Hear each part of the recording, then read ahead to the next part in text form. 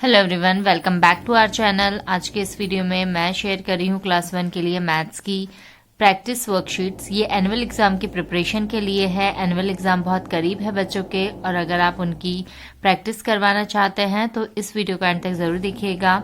Maths का जो syllabus है वो पूरा एक ही वीडियो में बना पाना डिफिकल्ट है, इसीलिए मैं इसके और पार्ट्स बनाऊंगी, तो एंड तक वीडियो जरूर देखिएगा। वीडियो अच्छी लगे तो लाइक कीजिएगा।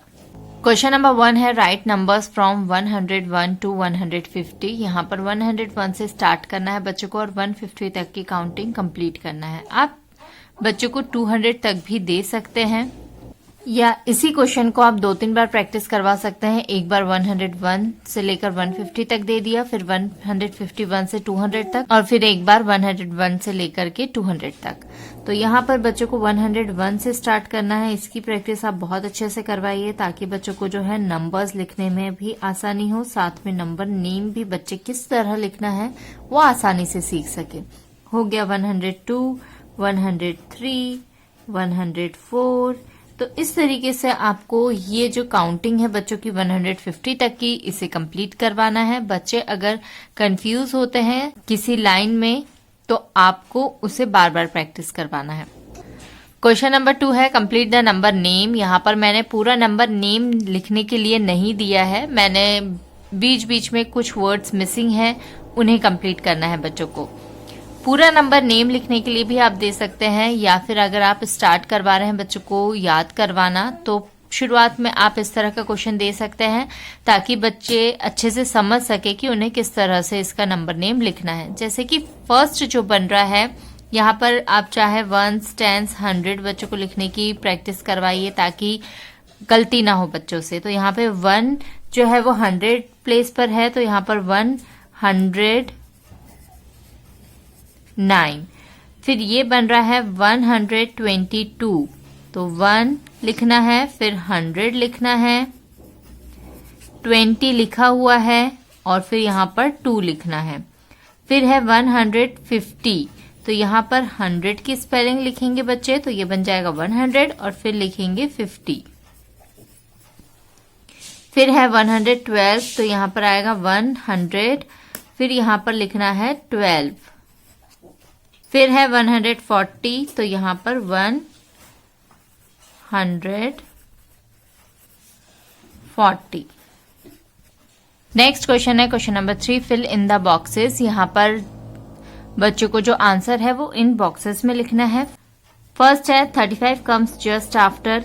इसका मतलब है कि 35 किसके बाद में आता है, ठीक है। यहाँ पर आफ्टर देख के बच्चे यहाँ पर 36 लिख सकते हैं, इसीलिए आप बच्चों को कहिए पहले क्वेश्चन अच्छे से रीड करना है और अच्छे से समझना है। 35 किसके बाद आता है, 35 आता है 34 के। 47 कम्स जस्ट बिफोर। अब 47 किसके पहले आता है, 47 के पहले क्या आता है ये नहीं पूछा है। 47 किसके पहले आता है, 47 48 के पहले आता है। 19 comes between dash and dash.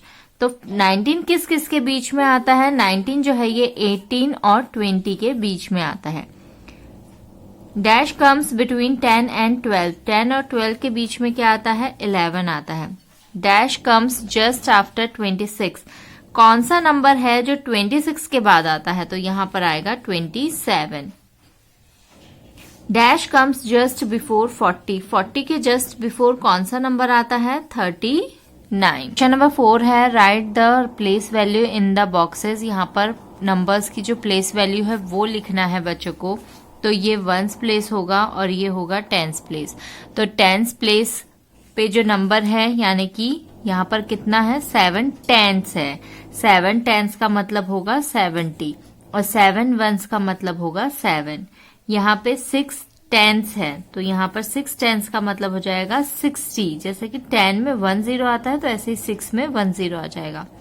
4 1s है तो यहाँ पर आएगा 4। 8 10s है तो 8 10s यानी 80 और 1 1 है, इसीलिए यहाँ पर आएगा 1। नेक्स्ट क्वेश्चन है question number 5 compare the following pairs of numbers and fill in the boxes. यहाँ पर बच्चों को कंपेयर करना है। अब यहाँ पे 2 तरह से कंपैरिजन करना है बच्चों को, जैसे कि पहले dash is greater than dash और dash is less than dash. तो यहाँ पे ग्रेटर नंबर पहले इस तरफ में आएगा। ग्रेटर नंबर है 23, तो यहाँ पर होगा 23 इज ग्रेटर देन 14। और अगर 23 बड़ा है 14 छोटा है तो इसका मतलब क्या हो जाएगा, 14 इज लेस देन 23। ऐसे ही 74 और 61 में 74 इज ग्रेटर देन 61 और 61 इज लेस देन 74। इसी चीज को हम 2 बार लिखेंगे। इस तरह से आप प्रैक्टिस बच्चों को करवाएंगे तो वो और अच्छे से ये जो कॉन्सेप्ट है ये सीख पाएंगे। 49 एंड 27 में 49 इज ग्रेटर देन 27 है और 27 इज लेस देन 49 है। क्वेश्चन नंबर 6 है, arrange the given numbers in ascending order. यहाँ पर बच्चों को इन नंबर्स को असेंडिंग ऑर्डर में लिखना है। असेंडिंग ऑर्डर यानी स्मॉलेस्ट टू बिगर नंबर, यानी कि स्मॉलेस्ट नंबर से शुरू करना है और फिर आगे बढ़ते बढ़ते बिगेस्ट नंबर तक हमको जाना है। तो सबसे छोटा नंबर कौन सा है यहाँ पर, क्योंकि 3 जो है ये 1 डिजिट का नंबर है, तो 1 डिजिट वाला नंबर जो है 2 डिजिट वाले नंबर से छोटा होगा, इसीलिए पहले आएगा 3।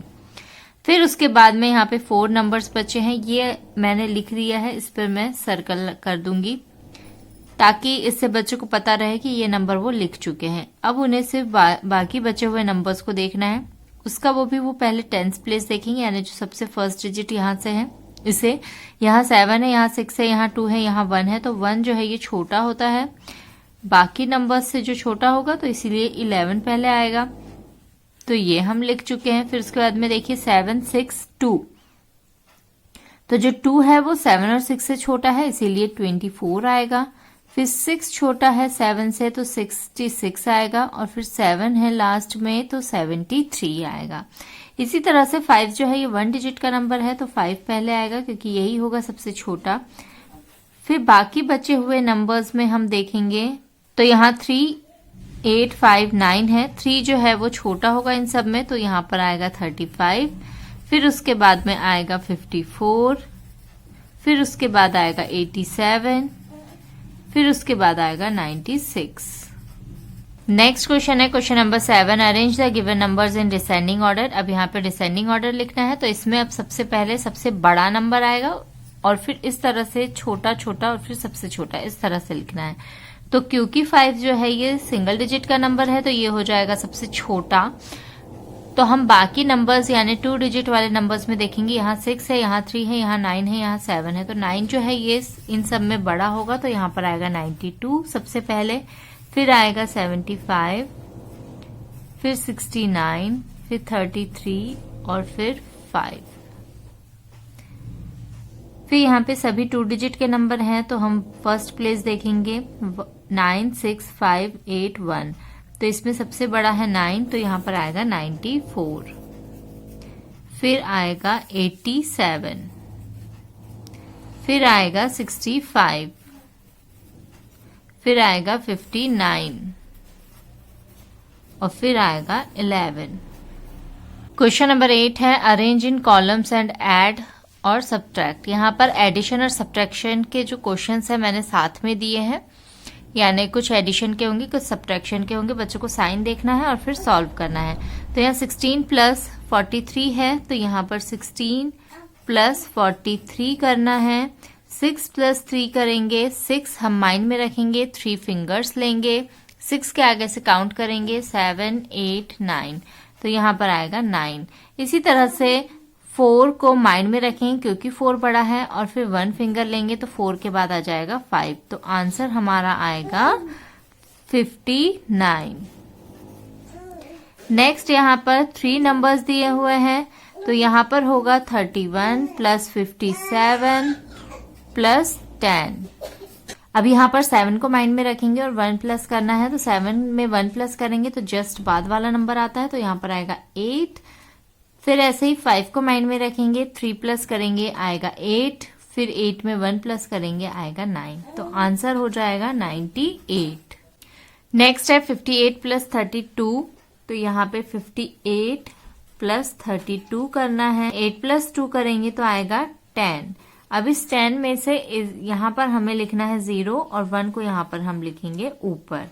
यानी ये कैरी फॉरवर्ड हो जाएगा। 5 + 1 करेंगे तो 5 के जस्ट बाद वाला नंबर आएगा 6, 6 में 3 प्लस करेंगे तो आएगा 9, तो आंसर आ जाएगा 90। नेक्स्ट सब्ट्रैक्शन करना है, 93 - 61 करना है। 93 - 61 होगा तो 3 - 1 होगा तो आएगा 2, 9 - 6 होगा तो आएगा 3, तो इसका आंसर आ रहा है 32।